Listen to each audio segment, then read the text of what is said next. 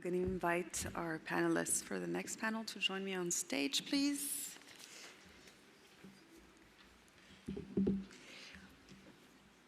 Okay, so why they'll coming in, I'm going to introduce myself. My name is Alexia Osterlenk. I'm a postdoctoral fellow at the Autism Alliance of Canada, and I'm going to be moderating this panel entitled Breaking Barriers, Promising Practices for Inclusion in Autism. And today what we're going to do is that we're going to try to talk about current practices and current barriers to inclusion for autistic people everywhere in society, but we're also going to try to think together about actionable solutions and things that you can implement in your life, in your organization, to improve the inclusion of autistic people in society. And our four panelists today are Courtney Weaver, Cindy Gerlach, Marie-Claude Leblanc, and Sharon McCary. Applause, please. And my first question to all of you is, I'm going to ask you to introduce yourselves. Cindy, do you want to go ahead? Sure. Oichka. My name is Cindy Gerlach, and I come to you from the unceded territories of the Coast Salish people, in particular the Squamish and the Tsleil-Waututh Nations, also known as North Vancouver in British Columbia. I'm honored to be here as a visitor to the Anishinaabe Algonquin territories, where Ottawa is currently located. I am a parent of three wonderful young men. My younger two both are autistic. One is a non-speaker with a multiple of different initials behind his name. My younger son is a minimal speaker, and he also fits the profile of PDA. I was diagnosed with autism 3 years ago. I also fit the profile of PDA. You may not notice it, but there is so much that we don't know about autism that we are all learning, and so I'm super honored and pleased to be here today. Thank you, Cindy. Sharon, you can go in order. Go ahead, Courtney. Oh, thank you. Everybody hear me okay? Oh, good. So, hi everybody. My name is Courtney Weaver. I have a variety of roles in autism and accessibility. I'm a learning and development technical assistant for the Canadian Association of Supported Employment, office assistant to the Honourable MP Mike Lake, and also admin assistant to the Canadian Journal of Autism Equity. I was diagnosed with Asperger's syndrome at 4 years old, and I have two sisters, one of whom is also diagnosed on the autism spectrum. I get to practice inclusion in a variety of ways with the work that I do, such as making sure that course transcripts for CASE are compatible with Equidocs, which is an accessibility software, and also making notes of insights given during meetings I'm present during, such as during calls that MP Mike Lake conducts. Thank you. Thank you. Good morning. I hope you're not sick of me yet. So when I'm not working at my facility in Montreal, I also wear a hat of director of engagement for a child research network called Child Bright. I've been doing that for about 3 years, and in that role, I have a youth council, and so that's primarily what I'm talking about today. I am the parent of two neurodiverse children, and not children, young adults, and I have consent to disclose that both of them are queer. One of them is gender questioning, and I'm also neurodivergent, so I'm happy to be here. Bonjour, mon nom est Marie-Claude Leblanc. I'm coming from Montreal, Quebec, and I am neurodivergent. All the members of my family are also neurodivergent, either autistic or ADHD or both or other. I come from a managing background. I've managed people from different sectors, municipal, health, and also private sectors. I'm right now the proud general manager of Autism Without Limits, ou en français, Autisme Sans Limites. And I'm very nervous because I speak in English and my first language is French, so be nice to me, yes? Also, what I wanted to say about my organization is that we want to help adults with autism to thrive, realize their potential, be healthy, and also be included in the society. And we offer programs to address all their needs. I just finished my executive MBA in December, and I did my thesis on the inclusion of autistic people in the workplace. So I can say that I'm very passionate about that topic. Thank you. Thank you so much. Yeah, your English is great. So I have a few questions for our panelists, but we will be taking a few audience questions at the end. So if you want to type your questions on Slido throughout the sessions, we'll hopefully keep a little bit of time at the end to answer them. My question to you right now is, you're all involved in a diversity of organizations and you had personal experiences as well. What are the practices that you have observed to encourage the inclusion of autistic people in these organizations? And on the other side, what are the barriers to inclusions that you have observed or experienced personally? And maybe Marie-Claude, you can go ahead. Thank you. What I've noticed either in my research or also as a manager is that autistic adults often encounter significant barriers during the hiring process. Traditional interviews can disadvantage them due to typical communication expectations, leading to biases. Moreover, persistent stigmas and misconceptions about autism impede their full inclusion into the workplace. To address these challenges, we launched the Studio Implement program designed to better include all autistic people into the workplace. This program provides ongoing support, included job coaching and professional training while educating employers on the benefits of neurodiversity. The Studio program allows participants to experiment various jobs in real work environments, helping them identify their interests, skills, and talents. It also lets employers witness autistic people performing tasks. They can truly see all their potential. This initiative not only helps overcome initial barriers, but also supports long-term employment. With nearly 100% placement and job retention rate post-program, we are making significant impact by increasing the employability of our young autistic participants. We are truly building bridges. I really like that. Thank you so much. Courtney, would you like to share maybe your more personal experience on that? Oh, certainly. Thanks, Alexia. So facilitators for inclusion of autistic people include actively nominating them for various honors and awards, offering them chances to give perspectives during and after meetings, sending out the meeting agenda prior to a meeting, having a variety of options, and also more than one opportunity to offer perspectives, also in considering the inclusion of autistic people in broader conversations about disability, while also recognizing the population's unique challenges and highlights. Also involving and connecting as many autism stakeholders as possible, for there are a variety of them.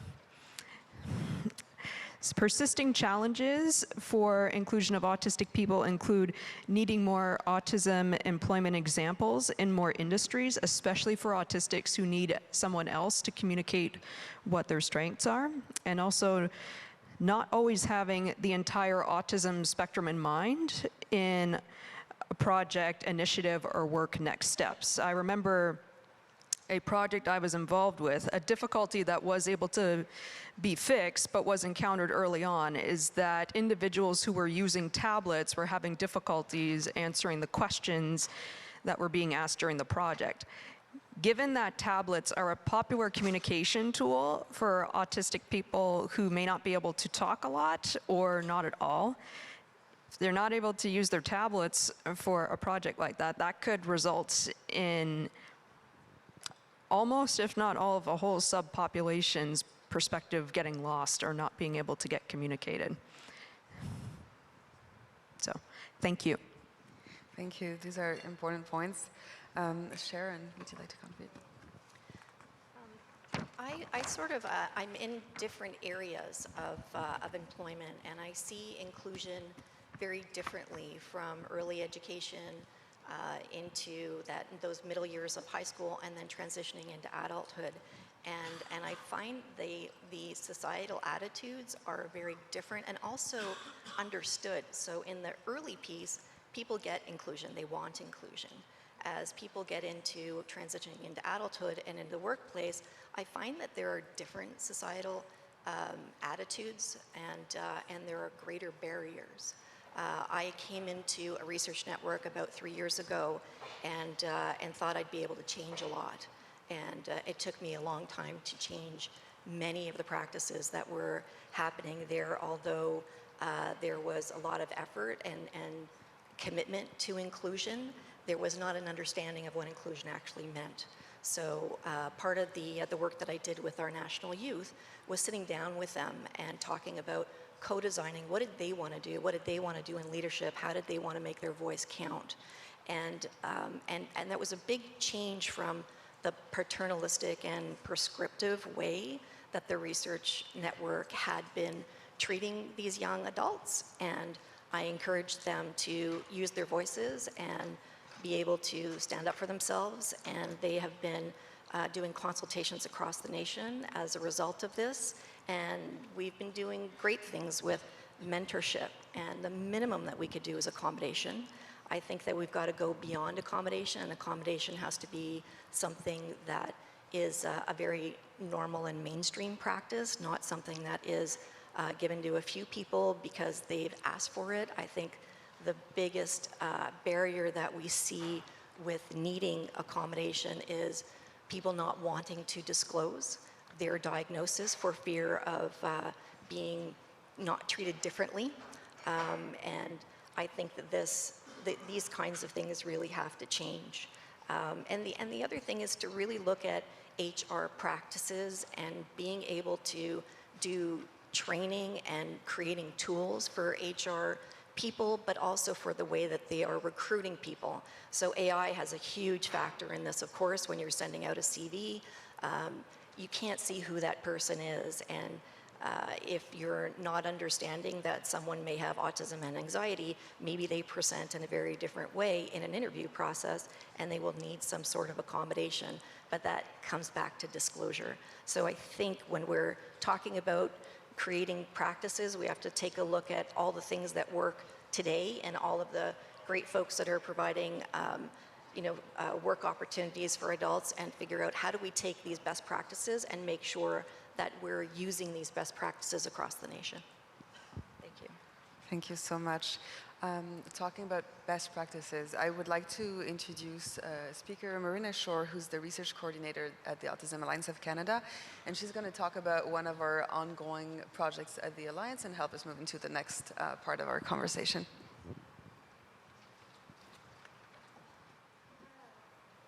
It's a pleasure to be here. As Alexia mentioned, I'm Marina Shore. I use she, they pronouns, and I'm a part of the research team at Autism Alliance of Canada. So up until now in this conversation, we've been talking about barriers to the inclusion of autistic people in society. And so as we start to shift our conversation towards solutions and best practices, I'm here to tell you about our National Autism Lived Experience Advisory Group project. And don't worry, that name is in development. This is a project of Autism Alliance of Canada that is being led by Dr. Amber Ryder, and she's one of our Data to Policy Fellows, but unfortunately she wasn't able to attend the summit this year, so I'm speaking on her behalf as well. In this project, we are exploring the best ways to include autistic people in the Alliance and to add more of their perspectives in research projects. The ultimate goal here is to center the perspectives and, importantly, the priorities of the community and allow those to really guide our work. But how do we do that best? We went through a first step of scanning the literature to understand what the outline, quote unquote, best practices for engagement are, but we wanted to go further. So over the past couple of months, I've spoken to and interviewed a number of people who have lived experience in autistic inclusion, some who are on this panel today, others who are just in this room, and I'm very grateful for the chance to have spoken to them. And we really talked about how to make those theoretical best practices come to life. How do I create a group that could really advise our practice practice serve as a platform for advocacy and move us closer to authentic inclusion across our organization and beyond. We're in the very early stages of analysis for that project, but for now, I wanted to share 2 quotes that have stuck with us from our discussions. So the first one reads as follows: "If this is going to succeed, then it must represent the spectrum of individuals. And that also means if other people are coming and saying, you know, we'd like to hire some of your advisors, they can't just pick the ones that are easiest for them, because that's not a true reflection of autism." So this focuses on the importance of authentic inclusion across the spectrum, including accommodations for people who are non-speaking or might face a myriad of different challenges. And the second quote states, "What you have to be careful about is people's lived experience is valuable, because what you're doing is you're asking for neurotypical and able-bodied individuals to basically use their lives to learn from." And I'll let that speak for itself. We can't wait to share more about the results of this project and to continue to involve the autistic community at the Alliance and across the country. But for now, I'll pass it over to Alexia so we can continue our conversation. Thank you very much. Thank you, Marina. I'm looking forward to seeing the results of this project. Cindy, I realize I didn't give you a chance to talk to the previous question, and I apologize for that. Would you like to do it now? Thank you. Yeah. So inclusion, first of all, I'm going to preface my comments with, because I know that there's some people in the audience and online that may be triggered by some of the things that I have to say. So I just want to pre-warn people. My experience in the autism world started when my middle son was diagnosed. And I had to fight tooth and nail to get him to be accepted as a person. The education system, everything. His diagnosis was strong enough. The inclusion, the attitudinal barriers that allistic people have towards us is really front and center. There is we talk the talk. We talk big. We don't walk the walk. We walk small. And so as an individual who became an advocate, not really realizing I was autistic and really actually upsetting a lot of people along my way, I realized in the education system that people started to tune me out. So I did something that I never thought in a million years that I would do. I ran to be an elected official for my school board. I didn't win the first time, but I was so passionate about wanting to make change for people like my kids that I ran again. I got elected because in my mind, to get to the top, to where the policies are, to change policy, to change the way our administrative procedures happen, you have to get to the top. I have had so many barriers put in front of me that I have had to overcome. I have many, many masks that I wear. I have one on right now as I sit in front of you. But my masks crack. And so one of the things that is super challenging, but also what I'm seeing is I'm seeing a shift. So young people are having a voice. They're being heard. Sometimes it's not easy to hear what they're saying, but it is incredible to hear their voice. We have to see people for who they are. I also want to challenge the allistics in the room. When a person has a behavior, you have to recognize that they're trying to say something, either about their environment or about what you're doing, and we have to stop criminalizing their actions by calling them violent. This is something that is happening everywhere. So there's the negatives and there's the positives. So hats off to all of you who are moving us forward in this movement. Thank you, Cindy. And so trying to move on to what we can do and walking the walk, what does it mean for space to be autism friendly or autism safe? And how do we familiarize non-autistic people with how they can make these environments friendly and open and welcoming for autistic people? Courtney. Thank you.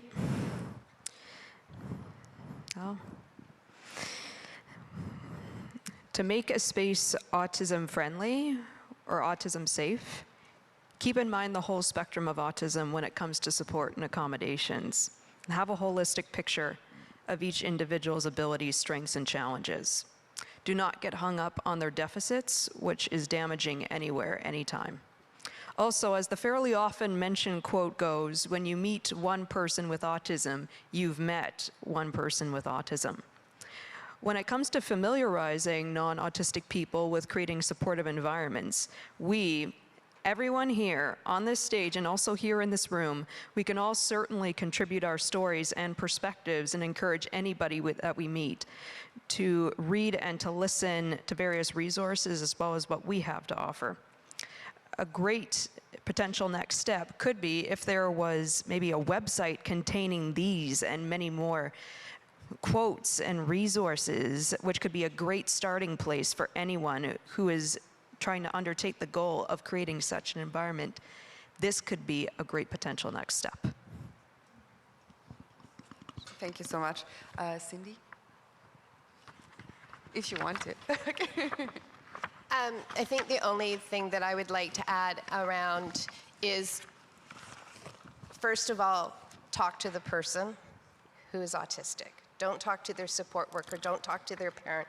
Talk to them. I don't know how many clinicians who talk to me. Even though my son can't speak, he understands everything that is being said. So you know what? Talk to him. He's a human being. He has feelings. So ask. If you don't know, ask. It's super important. One of the best lessons I learned was from an individual in the wheelchair. When my son wanted to go up, she said, "It's okay. Let him explore my wheelchair.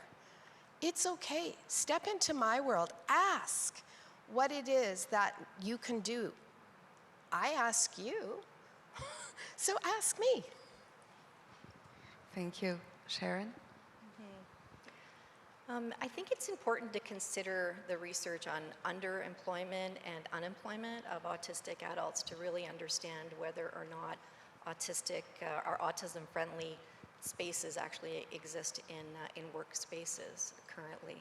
I think it's really well understood in recreational spaces, or at least more accepted in recreational spaces and educational spaces and in clinical spaces, but it's still very limited in workspaces, other than with some very many folks that are in this room and nos amis chez Autism Sans Limite. I think that we have to go beyond what the practices that we are seeing in those spaces to consider things in the spaces that would, again, has to go back to HR practices, and that is to include things like offering an ombudsman liaison, making reduced hours that would really benefit the worker and whether or not they can be productive in those hours.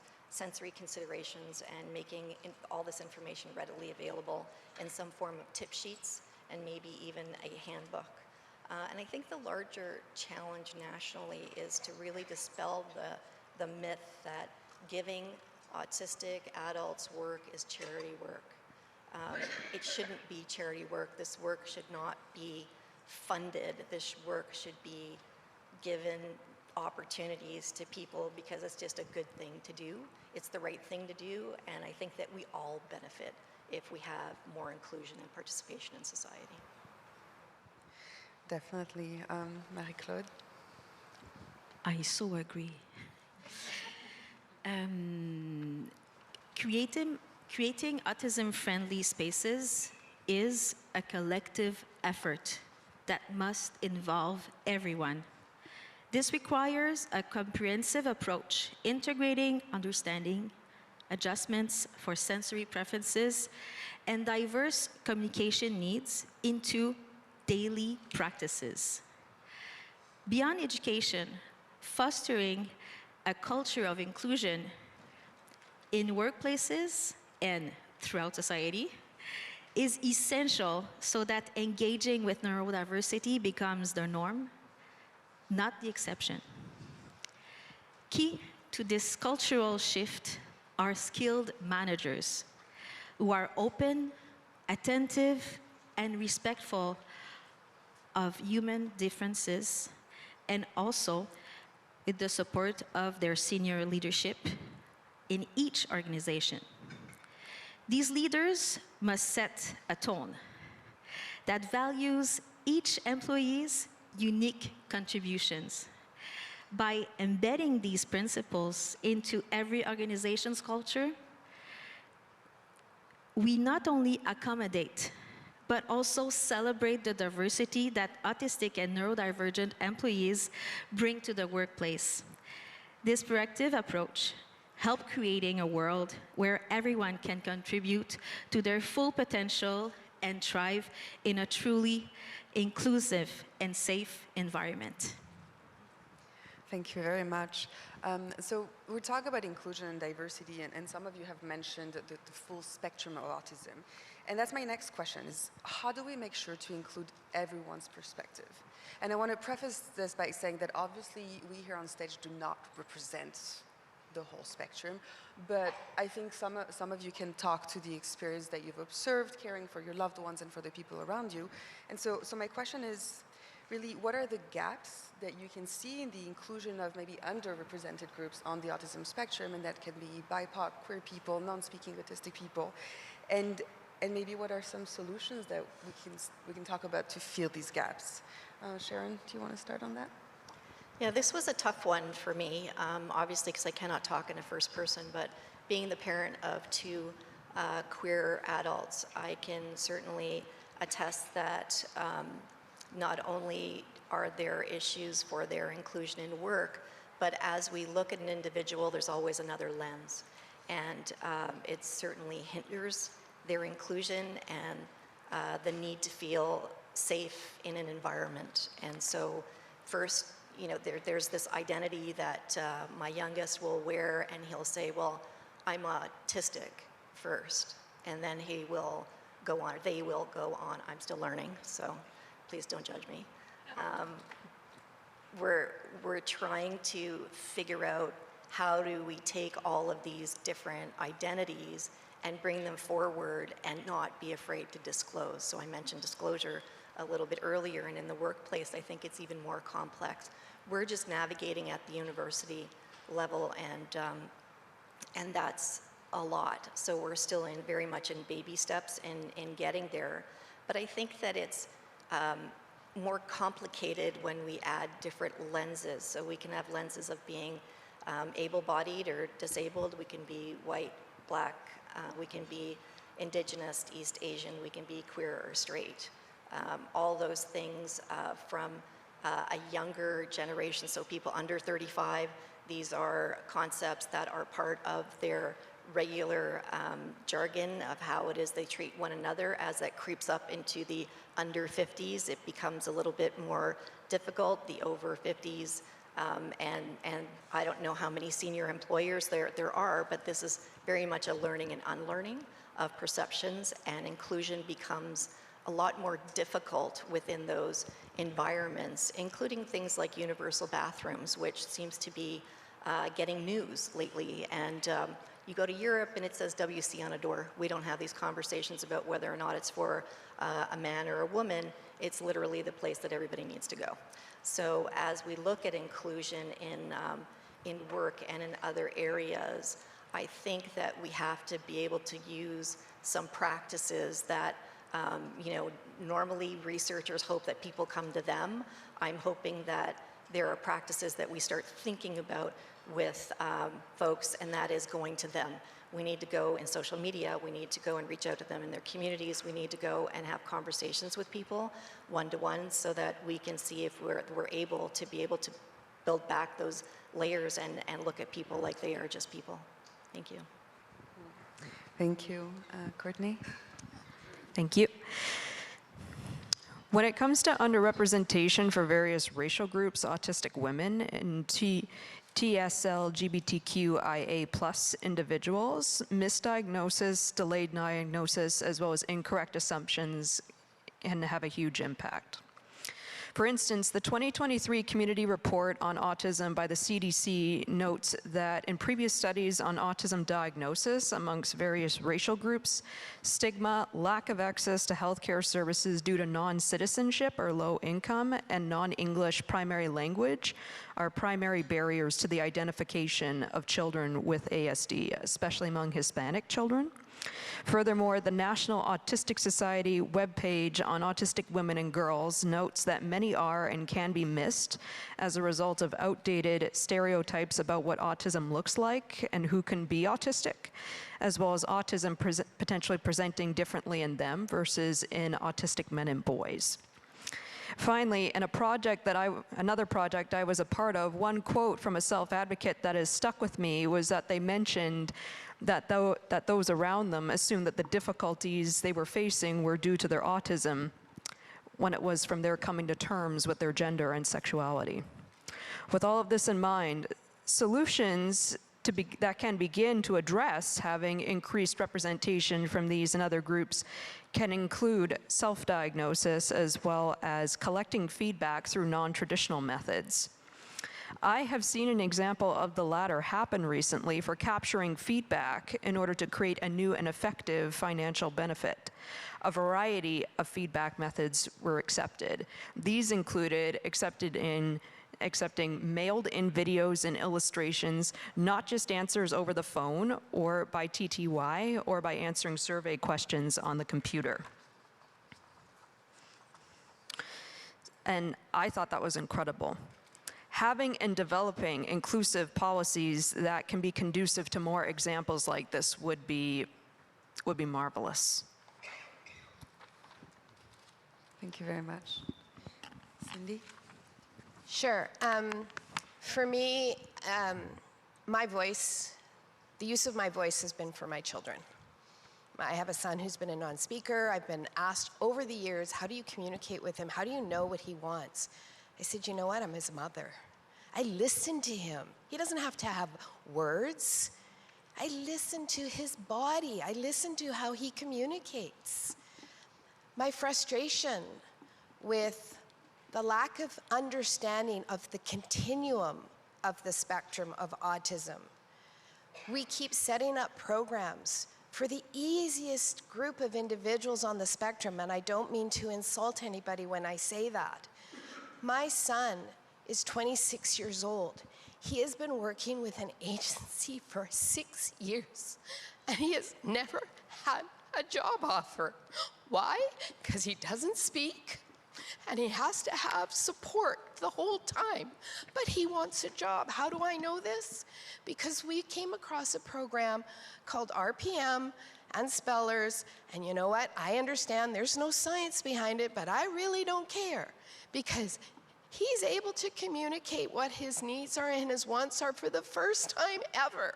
But I am fighting tooth and nail against professionals who say there's no science there.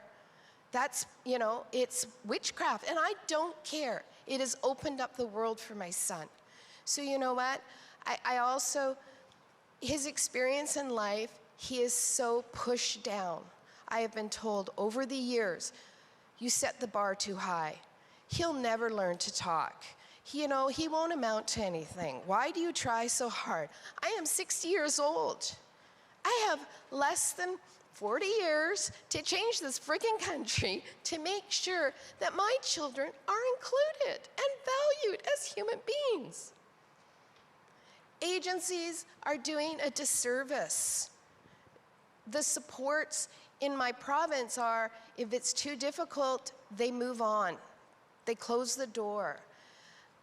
Employers, because they're my age, have never grown up with individuals like my kids, and so aren't open to the idea of customized employment. Imagine having somebody come and do the same job and be thrilled to do it. I talk about an experience that my son had on the public transit system. The bus driver came and asked my son to get off the bus. I'm sorry, I'm going longer than 3 more seconds because I want to tell this story. He was told to get off the bus because he was making noise. His support worker told me about it. I didn't call the supervisor. I went to the VP of operations and I had a conversation with him. He had a nephew who was autistic.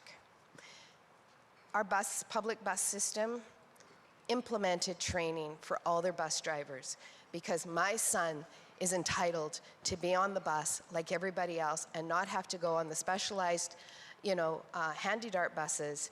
And you know what? If we don't speak up and go to the top, to the people who can make the decisions to say yes, then we are enabling the problem. Thank you. Thank you for sharing, Cindy. There's clearly a big gap there that we need to address. Marie-Claude, do you want to add something? I'm very emotional. It speaks to me too. Wow, what a journey as a parent, and we discover ourselves throughout that journey. It's amazing, but we love our kids, and I think also we have to love ourselves and empower them and empower us and empower the whole society, because status quo is not acceptable. I will breathe now. I think that we need representation. Representation is important. We have to see the whole diversity of human that exists. And I think that in Canada, it is possible. Let's make it happen. Thank you. With Autism Without Limit, for the Autism Month, we launched, I will say it in French, Parole d'Autiste, where our adult, young, I will rephrase that autistic young adult are given a voice, and we made videos with them where they can express themselves and how they feel. And we did this also for employment stream. So we're very proud of them, and we want them to shine bright. Thank you so much. And so trying to bring these ideas together, in an ideal world, what would you change in the way that autistic people are included, if anything was possible? What are the first steps? How do we get to changing things? And I know it's a big question, but where do we start? Cindy? I think we've started. I think coming together as a national organization about wanting to have a national strategy, I think we've started. I think we need to be talking to the people who change policy. But I also think, and I challenge every single one of us to look at our own attitudinal barriers on how we see people and what our interpretations are. What is our self-talk telling us about somebody who we meet that acts a bit differently, who presents differently, who is just different? We're all different. I think if we come together and we're using our collective voice to make a stance, I think it's important. Run for office. I did it. I got elected. Run for office. Policy change is where we need to be. Thank you. Courtney? Sorry. Thank you, Alexia. So, to make change happen, or what could be beginning steps, number 1, have flexibility and supports. Number 2, have more employment examples of autistic people across multiple industries. Number 3, and this is probably more of a subtype of the number 2 step I mentioned, having more employment examples such as my sister's employment story. That would be nice. Her story involved our mom reaching out through her local connections as well as our high school connections, and also communicating what my sister's strengths were in order for her to get work, since an interview would be very, if not impossibly abstract for my sister. And this story also involved a Tim Hortons that was flexible in accepting having our mom be able to advocate on my sister's behalf when she was getting hired to work there, and she's been working there ever since. Thank you. Flexibility is key. Sharon? I'm going to come at this question being a policy wonk. And so I think participation in employment as an inclusive practice is going to shift when the definition of a disability within the Income Tax Act actually changes, and it meets with the criterion of the Accessibility Canada Act, which has to be in place by 2040.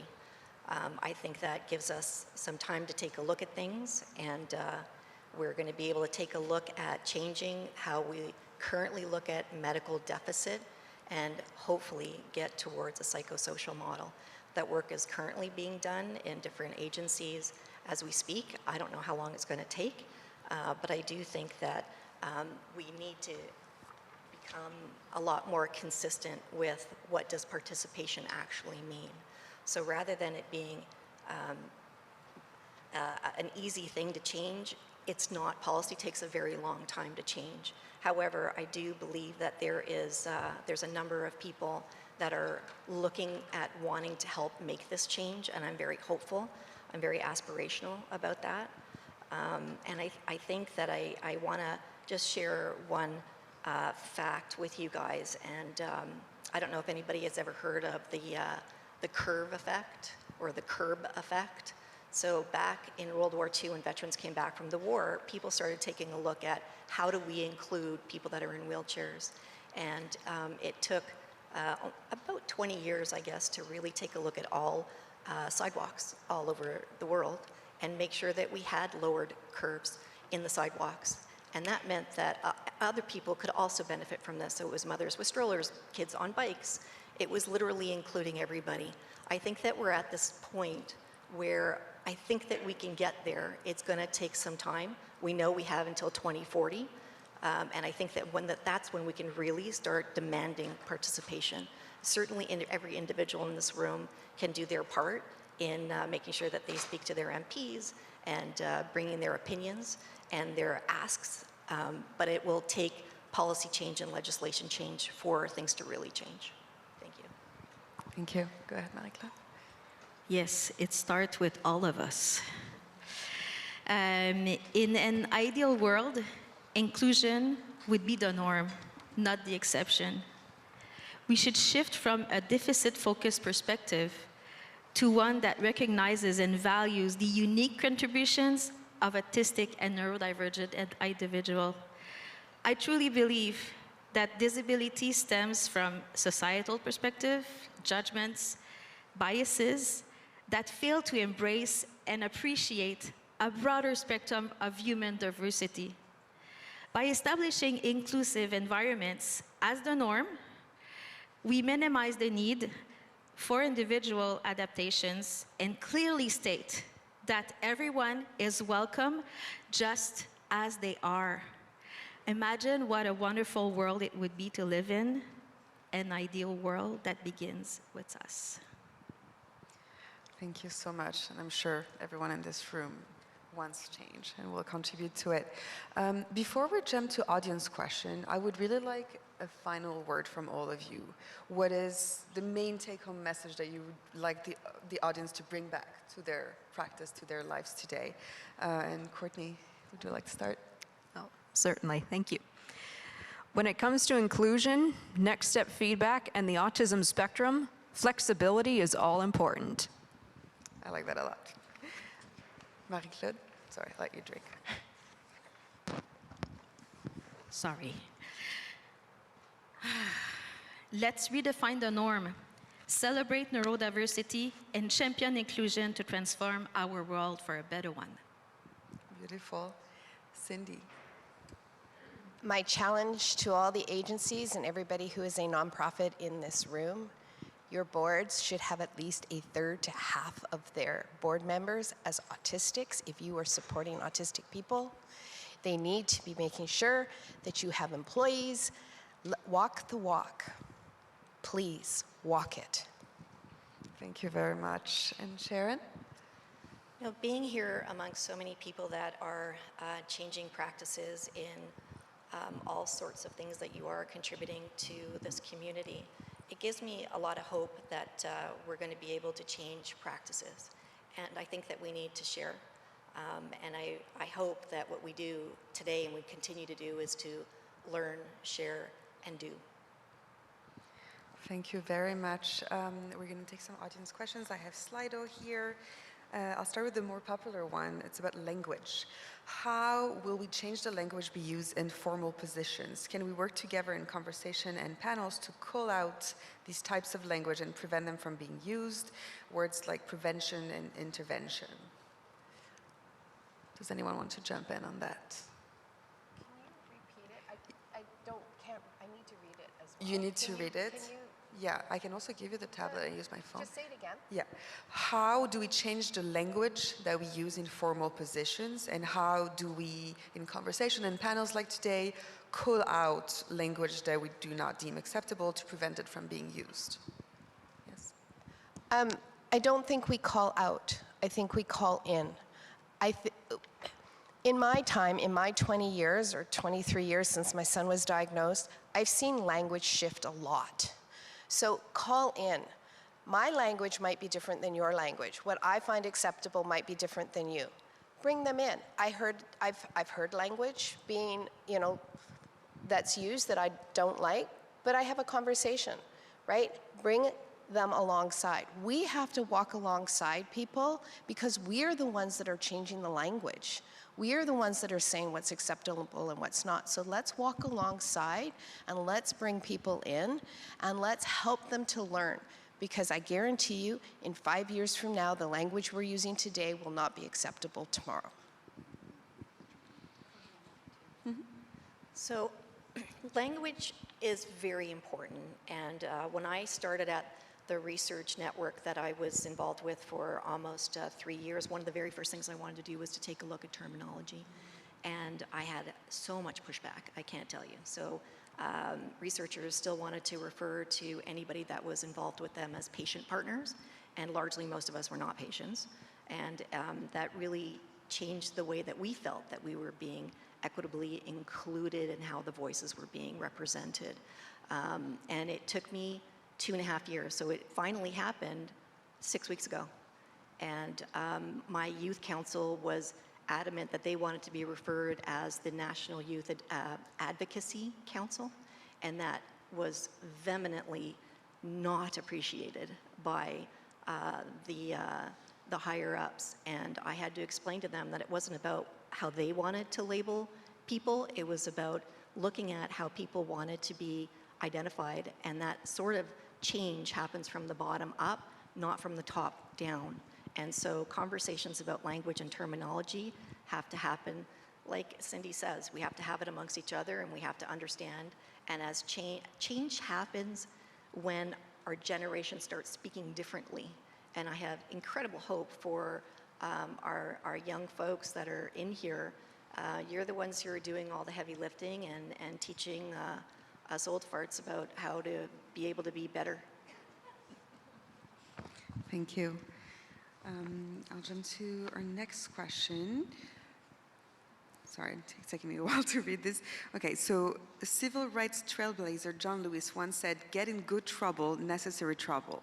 With that quote in mind, what would be the most suitable approach for self-advocates who are also intersecting with other groups, BIPOC, LGBTQIA+, so they receive effective support across the lifespan? So what would be the more suitable approach for self-advocates who are intersecting with other groups to receive effective support? Any insight? Yeah, Courtney? Sorry, I'm here at the end. Was the question about supports across the lifespan? Across the lifespan for people with intersectional identities, autistic and also other minority groups. Oh, how do we make it happen? And how, I think the question, if I'm not wrong, is how do what can self-advocates do to obtain the support they need? Oh, okay.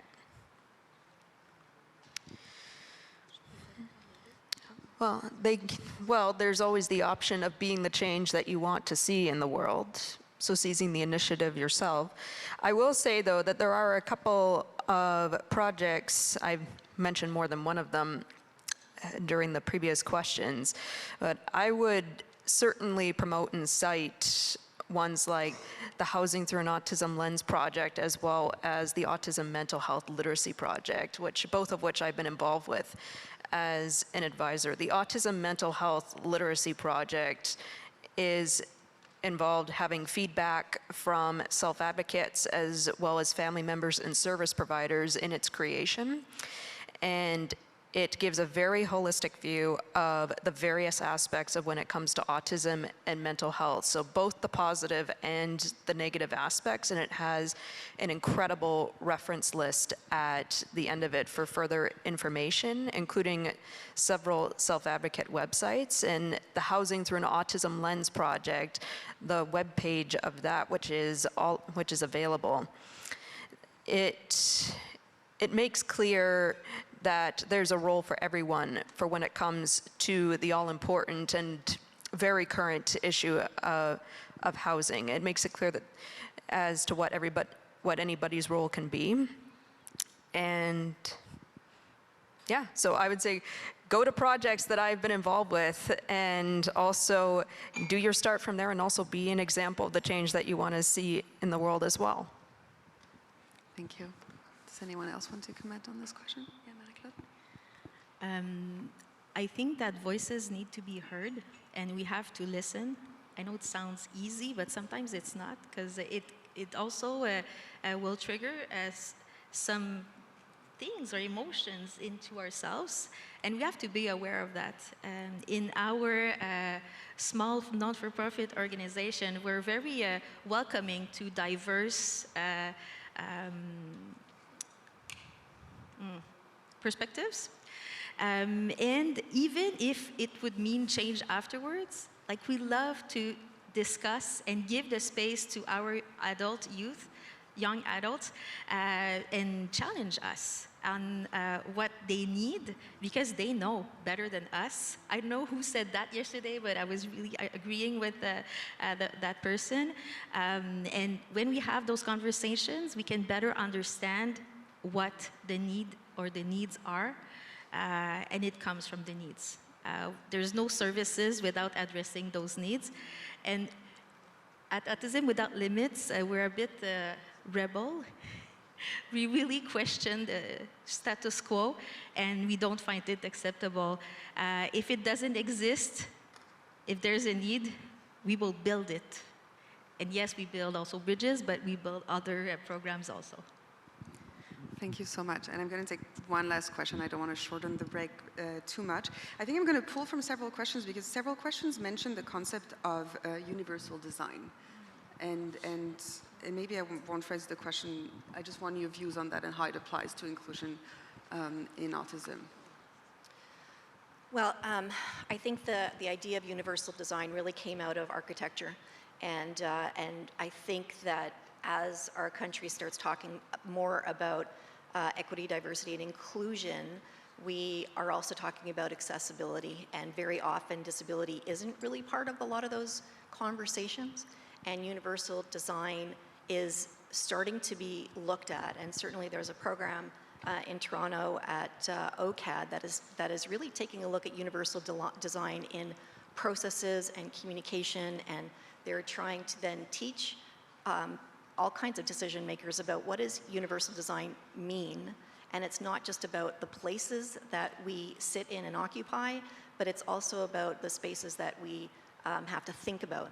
And we have to be able to take a look at inclusion in a very different way. So when I talked about the curve cut effect, although that was introduced 70 years ago, it may take us 30 or 40 years to actually do what we all want to have happen.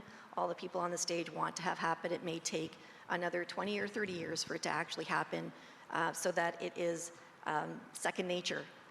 But I'm hopeful. I'm very, very hopeful. I think that there's a lot of aspiring people that are out there trying to teach and teach people new practices, and I think all of that is very good for everybody. Thank you. I really discovered universal design while doing my thesis, and it was mind-blowing for me. If you don't know that, Google it. And it spoke to me because it's, and I hate the word disability, I will say it, but it's really getting to me sometimes. But towards universal design is the environment induces disability. And beyond the physical point, I think that in our own minds, we can induce disability for autistic individual and neurodivergent individual and it's really like profound and subtle, because we're not very aware of that we have those biases and misconceptions and the effect on the autistic individual or people. So I think that we need to change our mind, and I think it's the most difficult thing to do. But we can do it, and I think that with that in mind and the universal design principles, I think that we can really achieve an inclusive environment and world for the whole society. Do you want to add something? Yeah. Sure. I think when it comes to universal design, one concept that has also recurred over the years is the need for individualized supports for individuals on the spectrum, just because of the broad spectrum that it is. Universal design also features in broader conversations about disability as well. So based on what I've been hearing today, I think universal design is maybe it's the starting point, maybe for individualized solutions to then occur. That's what I think. Thank you very much. Cindy? Sure. When I hear universal design, you automatically think about the buildings and the structures and the environment. When I think of universal design, I think about competency. Everybody is competent. Everybody has the skill to learn. Everybody, but we put barriers in front when, particularly for our non-speakers or our people who they express themselves in an outward manner. And I think, to me, universal design is looking at the whole person, seeing the whole person, much what Courtney says, and then what types of supports you're putting in. We've done a fairly remarkable job around our buildings and our physical environments. What we haven't done is enough around our intellectual environments and our intellectual ways of looking. And I think that when we recognize, we have to look internally at ourselves to see what we are doing to impede people who don't have a voice. So, my hope and desire that as we move forward is that we will look at the entire continuum of the spectrum, because it is a continuum, and the intersectionality has to be also addressed as well. Thank you very much. We're going to have to stop here in the interest of time, but I invite you to continue this conversation during the break and throughout the conference. Thank you very much to the four of you. During the break, make sure to check our exhibitors booth that are around the room. We also have testimonials at the Autism Alliance registration table if you want to give your feedback or share your experience. And we will be back here at 11:30.